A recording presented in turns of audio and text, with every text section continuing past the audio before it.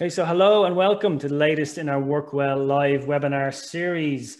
So the goal of the Workwell webinars is to promote and share ideas and advice that can support in improving our own well-being and the well-being of our colleagues and our wider work environment.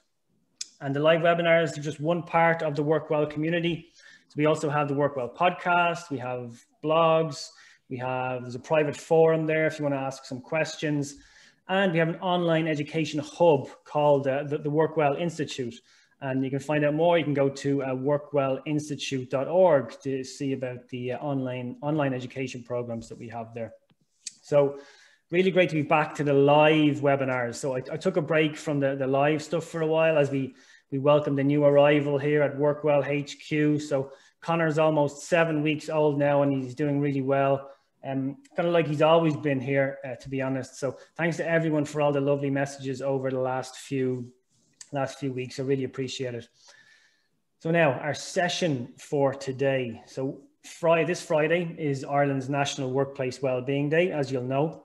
And so in advance of that, I wanted to host a discussion on the day itself. So I'm interested to hear your own thoughts on the day and what you're planning as well. So maybe we can help others that are perhaps struggling for some ideas. So before we get to all of that, I'd like to welcome our special guest today, Leona Carroll of the Health Products Regulatory Authority. So Leona, how are you? Not too bad. Thanks very much for having me, Brian. Great to be here. Pleasure. It's a real pleasure. And so Leona, you're the Learning and Development Manager at the HPRA. Yeah, and yeah, and I've been following the HPRA, particularly the wellbeing work, closely over the last few years, and I've seen, as an organisation, that the HPRA really is boxing consistently above its weight from a wellbeing perspective. So it's great to have you on the webinar today to tell us a little bit about the work that you do, and how you'll be recognising Wellbeing Day this year. I'm sure we can all learn a lot from that. So just before you're going to give us a short presentation, Leona, just before we do that, I've got a couple of questions. I'd love to kind of get the audience involved a little bit. So let's get an idea of maybe kind of who's on the call today. So just some questions to get us started, all related to our theme. So for those watching the replay, you won't be able to see this, but the first question is this your first time participating in Workplace Wellbeing Day, either individually or as part of your organization? And then the second question is just maybe a little bit of fun, like how prepared are you for the day? So I'll just give everyone a couple of, maybe just 30 seconds or so to answer these questions. So I can see lots of answers coming in already, which is fantastic. So participating, maybe it's your first time, and maybe you participated before. It's actually in its 7th year this year, Workplace Wellbeing Day. So I'll be interested to see how many people, or if any, have made the 7 out of 7. That'll be like, I guess, people who've been to see U2 at the Dandelion Market. Might all come out of the woodwork here. Yeah. Okay. Just coming up on 1 minute there. So I'm going to shut the polling. So if you want to put your answer in, you've got about 10 more seconds. And I'll share the results with everybody now. Okay. Let's have a look. Let's look at these answers. So is it your first time participating? It's kind of split there. For 44%, it's their first time. Mm-hmm. So we've got a lot of newbies. So fantastic. It's great to see. And about 47%, then it's not your first time. You participated before. Well, actually, if you add the 7 out of 7 there, it probably brings it up to the 50%. So there's one person out there, one brave soul is on 7 out of 7. In fact, I'm just thinking probably somebody from IBEC actually. It's probably, that could be somebody from IBEC, or it could, of course, be the HPRA. I'm not too sure. I'm pretty sure. I didn't put that in, but I'm pretty sure HPRA have hit 7 out of 7. So. Very good. Excellent. Great work there. And how prepared are you? So a third fully prepared. That's good. It's almost like Christmas week, I find, or the lead up to Christmas. It's like getting your Christmas shopping done. So 33% have got their Christmas shopping done in advance. About 50%, almost 50%, kind of get those last minute things on Christmas Eve by the looks of it. And there's 21% who've absolutely nothing done, haven't even started yet. They're leaving it till 4 or 5 p.m. on Christmas Eve, and they're looking for some help. So quite a mix there, but at least I think 33% are fully prepared. So I think we can address we can talk to everybody on the webinar today, given those numbers. But Leona, listen, I'm going to go on mute here. You've got a short presentation. Tell us a little bit about the HPRA and the work you're doing for Wellbeing Day and the work you've done in previous years. So I'll hand over to you for that. Perfect. Thanks very much for that, Brian. I'm just going to attempt to share my screen. So hopefully that's coming up for people now. It's looking good, yeah. It's gone. Okay, great. Thank you very much, Brian. Again, thanks for having me, and thank you everybody for joining the call. I just wanted to give a little bit of background to health and wellbeing at HPRA, and then I will touch on what our initiatives are for National Workplace Wellbeing Day, as I know that's the topic of interest. But just to kind of start us off, I'm going to start with something probably a little bit cheesy, Brian, but just to kind of recognize and say that, you know, health and wellbeing, it's not a destination in HPRA. It's very much about that continuous journey, and not just about having those one-off initiatives. And to kind of back that up, you know, we do have a strategy, a health and wellbeing strategy, driven by these 3 principles here that are on the screen. And they've really helped to embed health and wellbeing in the actual culture of HPRA, with wellness very much being sort of part of the daily conversation, I suppose, in the organization. With regards to the shared ownership piece, definitely something that I would also believe in. I think it has to be a shared value across the organization. Within the strategy, we do have, you know, roles and responsibilities relating to various people or groups of people across the organization. Within that, you know, it's very much supported by senior leadership, but we do have the HR and change director. So Lindsay, who you've spoken to on previous occasions, Brian, Lindsay would very much be the lead representative within HPRA for sort of driving and making sure that health and wellbeing stays on that sort of senior leadership agenda. But we also have a health and wellbeing committee, and we've got our L&D coordinator, Liz, who helps to support and guide that health and wellbeing committee, as well as making sure that, you know, it stretches out to managers in the organization and employees in the organization. So it really is that kind of shared value across the HPRA. Now, the 3 principles are very much interlinked. We definitely assess the impact of our initiatives and gather feedback and opinions on what people's priorities are and what they feel are most important. And that helps to inform our upcoming sort of health and wellbeing plans each year. Within HPRA and our health and wellbeing plan, we have 7 key themes. So that's sort of social, mental, physical wellbeing, financial wellbeing, family, our EAP program, and then kind of general awareness as well, sort of looking at the awareness national campaigns.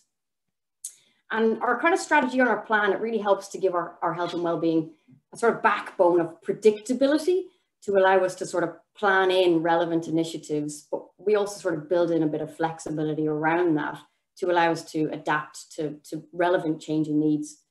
I think what's key for us really is the reflective piece.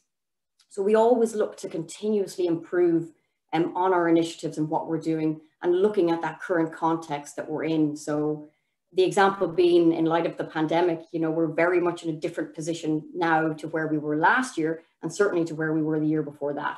So we take a bit of a review, refocus, and then that helps us to refresh our plans as we move forward. One good example, I think, of that approach would be our most recent health and wellbeing committee member meeting. We took that as an opportunity to host a bit of a workshop and get the committee members brainstorming what they feel health and wellbeing is about now in the current context, and how they feel their roles and their responsibilities can evolve within that. So that's really key to kind of keep looking back at the structure to help us kind of refresh and continuously improve. I think a lot of organizations have these strategies in place, but that evolution point is what's important. Moving on to just, I guess, highlight the fact that in HPRA, we've got quite a limited budget with regards to our health and wellbeing initiatives, which I'm sure is the same for a lot of people out there. But we really do feel that meaningful initiatives and activities, they don't have to cost the earth. It's about kind of being a bit innovative and creative. And we certainly do that within the health and wellbeing, I suppose, committee. and that more structured approach. But we also kind of recognize different initiatives and activities happening across the organization within different departments as well. A lot of people are doing a lot of different things to help get engagement from their teams, to help build that well-being within their own teams. And I think it's important to sort of recognize that and bring that in and help give a bit of a platform for people to share those ideas on what they're doing. Some of those ideas that are working really well in HPRA are things like having our hour on camera, where people would kind of join into a virtual meeting. There's no agenda. It's literally people just either continuing working quietly, or you can have a chit chat, ask a question, but it's cameras on, mics on, to help sort of recreate that communal office environment. We also introduced social questions in our weekly meetings to help just get to know each other and keep that sort of team morale going. And then other things from across the organization. I know teams did scavenger hunts, they shared on lockdown projects, organized Friday quizzes. All of these things were happening outside the direct structure of health and well-being, but I think definitely feed into that engagement and well-being, activity. And it's just kind of great to recognize and give people that platform to share that information.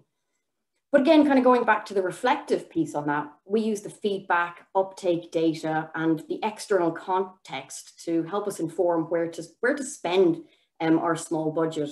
A good example would be last year, our financial one-to-one consultations were really popular and they filled up really quickly.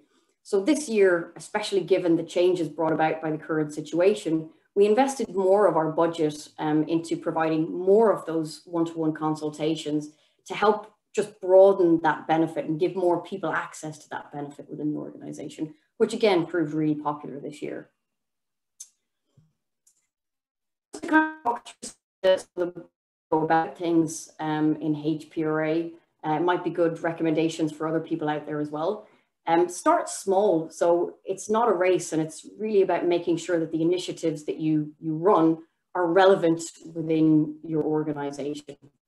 And also the importance of looking inside your organization. You'd probably be surprised the amount of people who want to get involved in health and well-being initiatives and activities.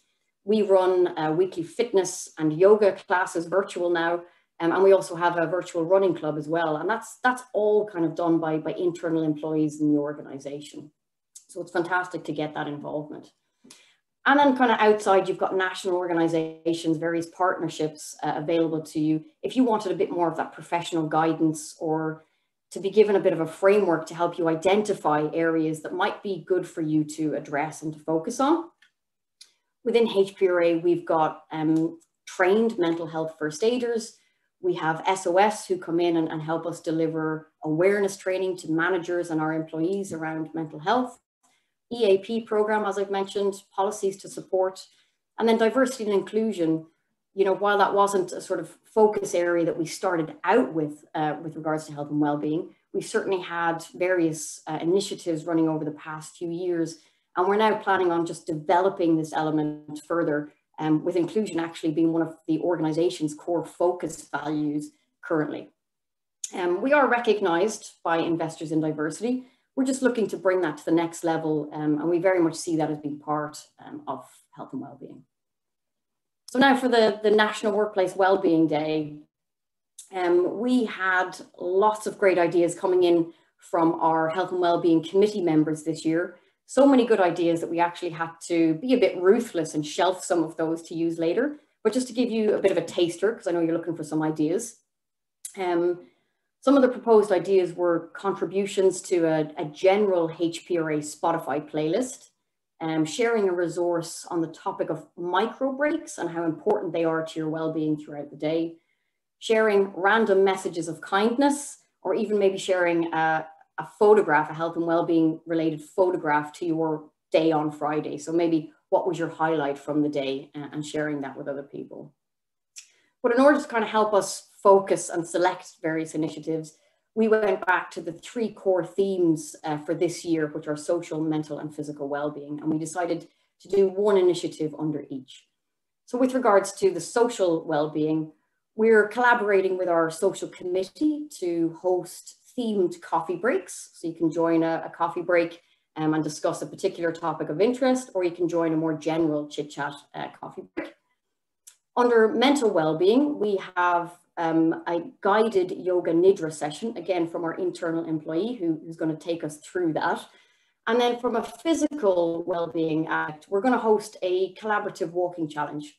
So on the day, we're going to encourage people across the organization to get outside, walk to one of their local beauty spots, take a photograph, and then send that photograph back into us, along with proof of the distance or the steps that they've walked. And then we'll share out a collage of the images that we receive. And we're also going to map out a bit of a journey to show how far as a collective group we've walked. So say from the HPRA office in Earl's Fort Terrace to however far it is that we get, what destination we can reach as a group. And then on Friday as well at 3 p.m, we're going to have a pop-up just to sort of finish off the day and get people through National Workplace Wellbeing Day. And we're going to have a Power Hour playlist on Spotify. So throughout this week, across HPRA, people have the opportunity to contribute their motivational song to that playlist, and they'll be able to listen to that on Friday afternoon. But Brian, I think the important thing here is that, you know, not one of these initiatives have actually cost us financially. They're all thanks to sort of the commitment from people within the organization to well-being, and then obviously from the people getting involved and engaging with those activities as well. So just a few final takeaways, just to sort of recapture what I've mentioned. It's just so important with health and well-being to be reflective and to always look back in order to help you continue that evolution and your evolution with regards to your health and well-being programs. Taking those small steps, looking inside and being initiative, remembering that budget isn't everything. Involve your organization. So don't just assume that you know what they want. Use that feedback, gather that feedback, ask what they're looking for and what's important. And then remember, you know, that you're not alone. There are sort of national organizations or partnerships to help guide and support with that. So at HPRA, I suppose just a final sort of send off is, you know, we have had success with little budget, but it's been something that's been very, very consciously and continuously worked on. Needs change, everyone's situation is different. So, you know, we can't just sit back and assume that because we were successful last year, that we're automatically going to be successful this year. We have that continuous improvement mindset. And again, just we like to review, it helps us to refocus and then refresh our approach.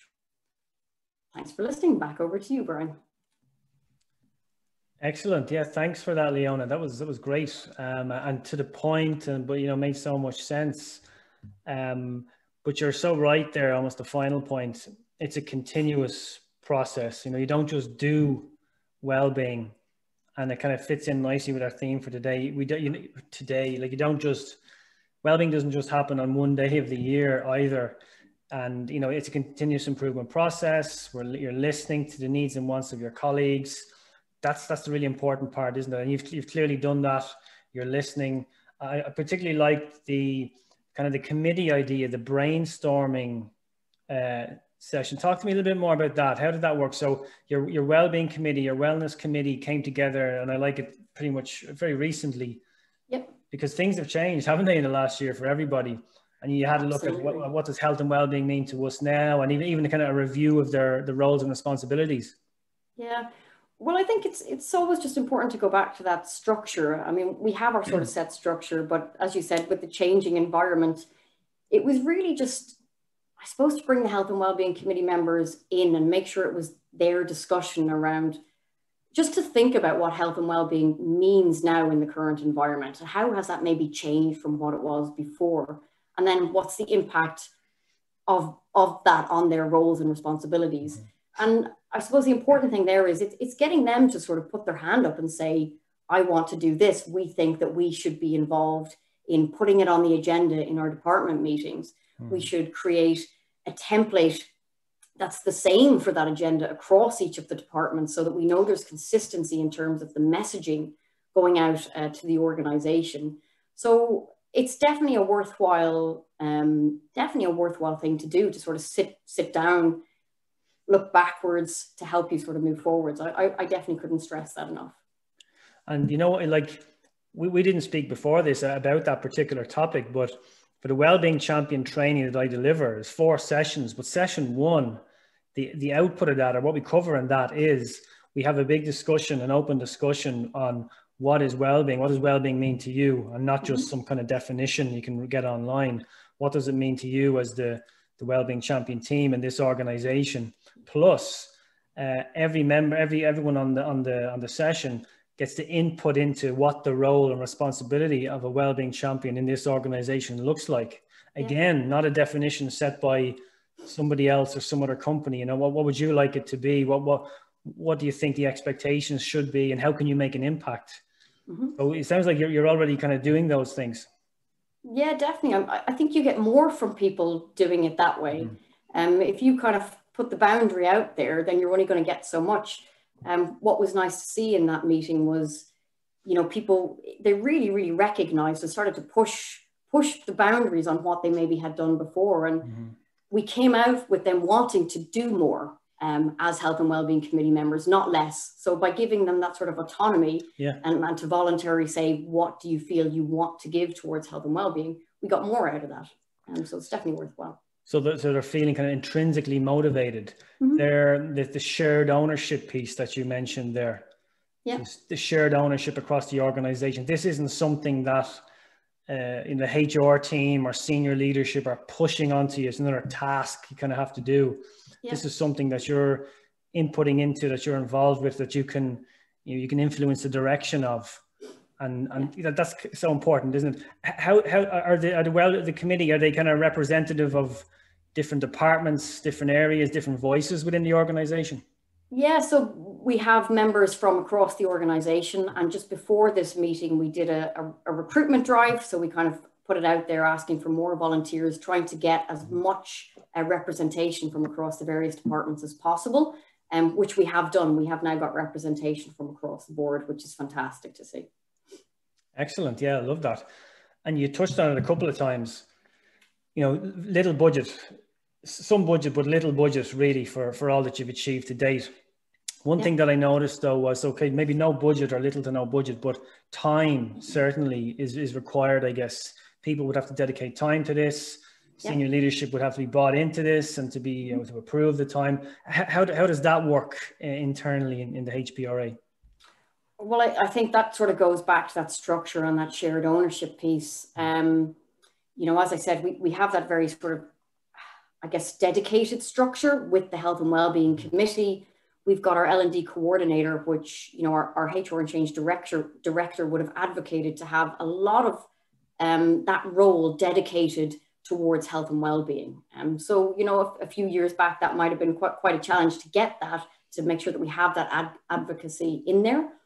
But now we do have that support. And along with, you know, having our HR and change director, Lindsay, at the forefront, being that lead representative, making sure it's always on the agenda.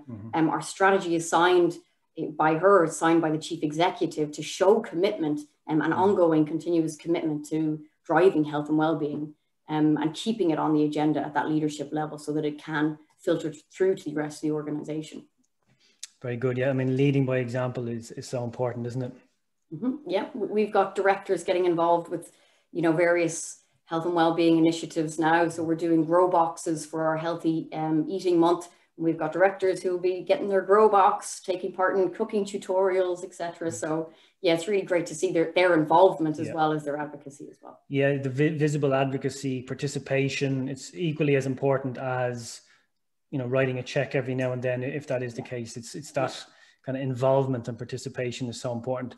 I'm getting quite a few questions here, which is great. We just one quick one on the Wellbeing Champion. Someone's just asking how many are on the Wellbeing Champion team? I think we've got about 16 now. 16. So we would have had slightly less than that, but we've built that up with the last recruitment drive. And the entire population, is it something 320? In the organization, you're talking about 360, 70 people. Okay, so 16 champions for that size. Yeah, okay. Let me just see. So someone's going to merge the virtual coffee break along with a favorite motivational song here. So they're loving that idea. Okay, cool. So someone just asking about the one-to-ones. You mentioned some one-to-ones. Who hosts the conversations? And could you talk a little bit more about those? Yeah, so we brought in OLIS. So we partner with OLIS on an annual basis to host our financial one-to-one consultations. And we also sort of do pension bring in pension. So I think that was the IPF. So, there's various different organizations out there who are more than happy to sort of get involved, do a bit of research. I wouldn't necessarily say, that's the be all and end all. And we definitely find OLIS consultations go down really, really well. OLIS, is that Jim Stapleton, is it, if I'm not mistaken? I'm not 100% sure. Right. I'd love to nod along, but I'm not going to say yes sure. or no to that one. We might get the details, and I can share it afterwards in the email that goes out. Yeah, I'm sure. Yeah. I'm sure. I think Liz is on the call, so Liz will probably have all those details if you want to pop it in the chat, Liz. Definitely the finer details. My theme for this year, I'm sure you've seen the kind of the email or the blog I put out. The theme that I'm promoting for Wellbeing Day this year, it's kind of the idea that less is more. Yeah. So initiatives are really, really good and nice to have. For this year, almost of all years, kind of less is more. And I don't think your day isn't exactly jam-packed or anything. But what do you think of that whole idea, kind of less is more for this year, for example? Yeah, well, I mean, I couldn't agree with that statement just in general, Brian. I think it's spot on. I think too much choice can sort of saturate and decrease engagement. It's sort of like, having too much choice on Netflix. You can spend an hour just scrolling through trying to pick something to watch versus maybe having that good recommendation of something to watch from somebody. So we're definitely hoping that we'll get high levels of engagement because we've sort of focused those options, but we've given enough options that, maybe there's something there for everybody as well. Very good. And I like the idea. So you've kept it so simple. It's related to your themes for the year: social, physical, and mental, which also happen to be the pillars, the wellbeing pillars from the World Health Organization. So as I always say, if you're not sure what to do, and if you're, anyway, decent sized organization, just do something in the area of mental well-being, something in the area of physical well-being, and then something in the area of social well-being, if you can, if you're struggling for something to do. Yeah. And great, Lindsay and Liz have actually just confirmed it is actually Jim Stapleton, OLIS Money. Jim's been to some of our events before. He's in the community, so I can highly recommend Jim as well. Now we'll try and get into kind of broader audience questions here now, but I've got a couple of polls. Well, the final poll to share now would be about 2 questions for the audience. Let's get the audience off the ditch here again. Now let's get you onto the pitch. So let me see if I can pop these up. So 2 questions popping up there. Final 2 poll questions for the audience. So just broad, what do you think of Workplace Wellbeing Day in general? Is it a great idea? Is it good, but it kind of leads to only celebrating wellbeing on one day of the year? Or is it a PR stunt? Interested to hear your thoughts on that. And the second question is, which statement best describes your plans for Wellbeing Day this year? So are you focusing just on the day itself? Are you doing something, promoting or launching something maybe on the day, but it's actually for weeks and months down the line? And is it both, or is it none of the above? So I'll just give everyone about 20 seconds or so to finish replying there. And I can see the questions. If you do have questions, keep the questions coming into the Q&A section there. And those questions are anonymous, by the way. So, well, only myself and Leona can see them. Nobody else can see them. And Owen, as well, if you want to start in the chat, start letting me know, what are you doing for Wellbeing Day yourself this year? Maybe give us some ideas of what you're planning, and give a shout out to your organization as well. You can do that in the chat. Okay, I'm going to give this 5 more seconds and I'll end the polling. Okay, we look like we've got an overwhelming positive response here. Let me just share those results.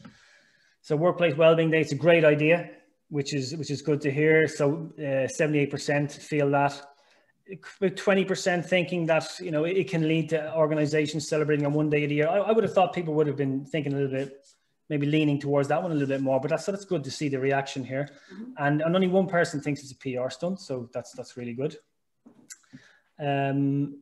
The plans for this year, 22% just for the one day, and the majority are kind of looking at, if you combine them, we're talking about 70% they're promoting and launching for longer term, plus then recognizing the day itself. So that's a really good number, 70%.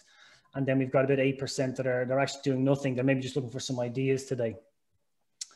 Okay, great. So fantastic. Thanks everyone for sharing those. That's really good to know. And a real positive there as well, that the vast majority see it as, you know, it's a great idea. Because I'm always saying, like, I sound like a broken record saying, you don't just celebrate it on one day of the year. If you need to launch something, absolutely launch something, but and recognize the day, yes, but, you know, don't just brush your teeth on one day of the year and expect to have kind of good teeth all year round. Okay, now, so let's get to some more questions, Leona. We'll try and we'll get people out before the hour as well. Cool. Someone just interested in the power hour of music on Spotify. How exactly does that work? So, I mean, we sent an email out last week, just sort of asking for people to give us their recommendations, what song they'd like to have, what's their motivational tune. And then we'll create a playlist off that. And actually we're collaborating a little bit with our IT department and using their they can push pop-ups on your screen. So a pop-up will come on everyone's laptop at 3 p.m. Wow. You'll be able to click that link and go directly into the playlist. So it's a nice little tester. We've not done something like that before. So again, trying things out and seeing new ways that we can engage with people. And can people see who's recommended what video, which song? No, that'll be all anonymous. It'll go into Health and Wellbeing Committee. It'll be organised and sort of popped into a playlist there. So it'll be the HPRA Power Hour playlist. So I can keep it anonymous that I'm a Whitney Houston fan then. No need to keep that anonymous. Right, okay. Okay, so a couple of points coming in. Someone just asking, can I recommend a go-to video for staff that are new to this area? I'll include a link to my webinar, just a webinar where I talk through an 8-step framework for program development. So I'll include that in the email that goes out after this session. Yeah. Catherine Buckley here just asked, or she's recommending kind of the Irish Kidney Association. They'll give a presentation to your organization and provide an open conversation around donors. They leave donor cards, and she's just saying she had it into her organization. It was really successful talk that they had last year. And I imagine that's, again, a free kind of presentation there. Yeah, I mean, there's lots of options around that, free options or paid for options. You know, we did one last year. We focused on positive mental well-being and positive mindset in September, and just obviously in light of the pandemic, and it was great to have a talk about that. Yeah. Very good. And who was delivering that? That's again, I'm going to have to ask Liz to pop her name just to make sure we get that information right for people. Yeah. But we have kind of had that person in HPRA previously as well. So it is somebody we go to for talks on that topic. Let me just check. So question, I'm getting a lot of chat through as well. Let's have a quick look. Wellness week, because people organizing a week as opposed to a day. So daily lunch and learns across the week, daily recipes, daily call to action, and launching a wellness room on the internet. Very good. I didn't get that company. Okay, so just one organization, just telling you a lot of organizational change happening at the moment, so they're not going to do anything. That's obviously very understandable. Oh, the IWA, the Irish Wheelchair Association, they got a 10-minute movement class, so 10 at 10. Photo competition called Winning at Wellbeing. That sounds similar to something you were trying there, Leona. Mm-hmm. I love this. So taking a photo, just take a picture of what winning wellbeing is for them. So imagine that could be anything, you know, it could be, just depends on the person. And that sounds like a really good idea to me. We have when I do the wellbeing sessions, the wellbeing champion sessions, that first conversation is always really interesting. It's like, we just have a bit of almost a whiteboard, a bit of a brainstorm on what is well-being. And it's just so interesting, the varied responses. Like it's almost hard to put it into kind of pillars, but it's so broad, so interesting. And then I pose the question back, well, like, how how is a bowl of fruit and a yoga class going to kind of satisfy all of these kind of differing opinions? Oh, and this is the Mission Cara here. So a mental health leave day, fantastic. Yeah. Oh, they can use any time in the year. So they help to reduce stigma around mental health. All staff have to do is to email everyone that they are taking it. Okay, very nice from Mission Cara. We had that as an initiative in HPRA, and everybody got the chance to take a wellbeing day before the end of April. So that was really successful as well. And how did that work? Was that team members could choose whatever day they wished, was it? Yeah. I mean, obviously depending on the needs of the business, but yeah, that was kind of launched, I think, a couple of months ago. So there was quite a big time frame for people to plan that in. And that was driven by the leadership in HPRA, which was great. Very good. Yeah, and I see Lorraine here from Water Wipes actually just mentioning almost the same thing. They're planning for colleagues to have the day off work. And I don't think they were able, if I'm not mistaken, to do it on Friday, but I think it might be a day next week they're doing. Okay. What I try and encourage, if you are doing that, if you have it within your remit to give colleagues the day off, which is not everyone does now, I appreciate that. What I recommend, and I just recorded a podcast with LinkedIn on this as well. I'd recommend, if you can, try and give everyone the same day off, if that's at all possible. Otherwise, maybe that colleague is coming back into a full inbox the day after. But if everyone's off on the same day, at least it should be inbox zero. Let me see. And Antoinette, I think Antoinette is at Tenable, so they're doing a gardening club, so a bit of a grow together. I'm seeing a lot of gardening stuff happening, which is great. I think is this GYI, their social enterprise people can reach out. GIY, yeah. GIY, yeah. Grow it yourself, isn't it? Yeah. Yeah, they're really good to work with, actually. Okay, yeah. And they come in and kind of maybe give you an online workshop kind of thing, is it? They're going to do that for us, yeah, because we've had quite a number of people signing up, and we're doing subsidized grow boxes this year. So again, that's another idea. If you can't maybe stretch the budget to go the whole way. And we had, I think it was 35 or 45 grow boxes we were going to get in, and they were, we had more than that trying to get hold of it. So we had to do a bit of a lotto for the grow boxes. But yeah, fantastic initiative. And like I said, they're happy to sort of come on and help us launch it as well, just given the numbers. So yeah, would recommend them. That's excellent. Yeah, I've been working with a few companies that are doing something similar. Some that have lucky enough to have a plot of land on site, say when we do go back on site, that they're going to use now for gardening purposes. Staff can get out and kind of feel ownership of that as well, or they can kind of take the skills back at least and use it on their own garden, or maybe the boxes at the apartment as well. Yeah. So I love that idea. Antoinette's also saying here, so they've got a wellness workshop, and they're having a virtual coffee. They're doing some volunteering, or encouraging volunteering with Age Action and Clean Coasts. So lots of stuff going on, and kind of the whole idea. I like that of kind of supporting, then relating it back to the EAP, to the Employee Assistance Program. And I kind of got that message from your presentation as well, actually, Leona, because you'd mentioned so you've got mental health first aiders in there. You've got SOS coming in, delivering different types of workshops. I also saw the sea change badge, like the green ribbon there. But okay, I guess all of this, you're probably always kind of linking back then to the foundation, or signposting colleagues to the EAP, which you also mentioned.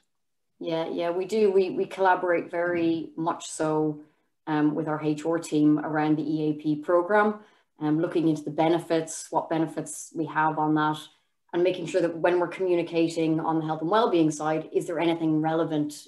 What are the corresponding relevant bits within EAP, and giving links and directing people directly to that EAP site and the information. Very good. Yeah, love that. Katie taking a slightly different approach, focusing everything around happiness and laughter with surprise coffee morning groups.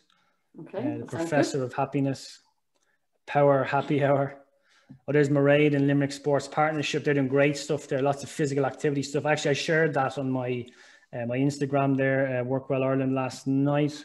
And it's an all day, so people can join at any stage. Cool. Very good. Oh yeah, and then GIY, Pimp Your Garden or Your Balcony Workshop. That's the GIY. The Limerick are doing a 50-kilometer challenge for staff internally. Very good. Okay, I'm going to pop over to the questions now. Again, there's more questions coming in. Oh, here's one. Just how are you promoting? How are you getting the message out to staff members? Maybe with people, lots of people working remotely. Yeah, That's difficult enough for us at the moment. We're working on a digital transformation strategy that will allow us access to a lot of these collaborative tools. But we use what we have. We do a lot of email communication. So it's trying to find the balance between giving enough information and not overloading people through that kind of medium. But then we have sort of specific maybe intranet pages. So we'd have a health and wellbeing page where people could go and find that information as well. And not forgetting, of course, your health and wellbeing committee members. They'd be seen as go-to people in terms of giving information out, helping to signpost people, and reiterating the various initiatives that are coming up. So creating a bit of a buzz about what's just around the corner around health and wellbeing. And you kind of touched on this in your session there, but you've got quite a few different role types in there, and I guess the champions are or the committee are maybe representing them. But is there any other way then that you get their voices are heard? Is it surveys? Is it the focus groups? How are you kind of keeping your finger on the pulse of what people are actually looking for? Yeah, definitely relevant. Definitely comes through from, we like to make sure that we've got sort of communication flows, and especially given the working remotely situation, it's so important to, I guess, have your ear out there as much as possible. So from an informal perspective, as I said, it's those kind of links out through the organization, that live information coming from the Health and Wellbeing Committee, which can come from their teams. And we've got the HR business partners, again, an excellent link and an excellent working relationship. They're obviously out there working in their various departments that they partner with, and they're bringing in information, and we're always sort of having that conversation, that open conversation around, is what's coming in, is there anything relevant in there that could help us to drive our health and wellbeing focus? Again, I've mentioned the Director of HR and Change, Lindsay. Lindsay be always kind of aware of what's happening across the business, across the departments, and would help to keep us informed about maybe what's coming down the line that we might need to be aware of to get ready maybe to support, or that we might need to consider from that health and wellbeing perspective. But like you just said there, Brian, I think the important thing is that we ask. So we have got evaluation metrics. So we have a health and wellbeing feedback survey that we run annually. So we obviously analyze and use that data. But on top of that, we look at maybe other surveys that are going out. So general employee surveys. Again, is there any information in there that's creating relevant themes for us around health and wellbeing? And we use uptake data. So looking back to see what was really popular to help drive new initiatives. And I think I mentioned it in the presentation, looking at that external context. So what's happening outside, and what does that landscape look like? Is there anything that might impact what we're actually doing? So a perfect example being the pandemic, I suppose. Brilliant. Yeah. Makes so much sense. If anyone wants a final shout out before we finish up, just pop in the chat there what you're planning for the day, and you can give your organization a shout out too. Just got a question in here on the kind of mental health first aiders. Someone really interested in that and something they're going to take away and include in their own buddy system. How does the kind of mental health first aiders work within the HPRA? You got a few people trained up, and then are they also the wellbeing committee, or what's the kind of breakdown there? No. So all members of our HR team at the moment actually are trained mental health first aiders. So we have them trained with Mental Health First Aid Ireland. So that's where we went to get those guys trained up. And I suppose just like, physical first aid, they're sort of first respondents. If somebody maybe finds themselves developing or going through or experiencing maybe a mental health crisis, they can approach any of those mental health first aiders just to get a little bit of advice. Again, maybe signposting. Their role would very much be that sort of initial contact to just help put that person, on the right path, or to make sure that they do kind of get the right contacts redirected maybe to the EAP program and what's relevant within there. Obviously we've got you can call up, you've got those consultations through the EAP program. So all of that kind of plays into that mental health first aider role. And if I'm an employee in the HPRA, how do I know, who's my, I don't know, like a mental health first aider within the HPRA, and how might I go about having a conversation with that person? I mean, it's kind of, you can reach out, but in terms of sort of communicating out who they are, Even from a new starter perspective, that would be part of your orientation and your onboarding. We would go through that and make sure that people are aware of it. Mm-hmm. And again, just through continuity of communication, as I said, we've got that health and wellbeing page on our intranet site. So all of that information is in there. Even if you kind of go through our HR and change resources page, mm-hmm. again, you'll be able to sort of navigate through to that information. But we have, a very open door policy, and literally this week we hosted one of our organizational awareness sessions, which touched on that point as well, making sure people know that these things exist. Very good, yeah. I might actually, I did a really good webinar as well with last year with Accenture, where they kind of talked me through their what they call their mental health ally program, and it actually started with a couple of colleagues being trained up in mental health first aid, and then they brought it in internally and developed their own program, their own kind of ally system. So I'll share that webinar. It's a really nice case study actually for anyone interested in diving a little deeper in that area. I'll share that in the email that goes out after this session. We're coming up to almost 5 minutes to the hour. Been really generous with your time, Leona. Is there any kind of final points maybe you'd like to make or get across to the audience today? I suppose just going back to your points there about the low budgets and the limited budgets, Brian.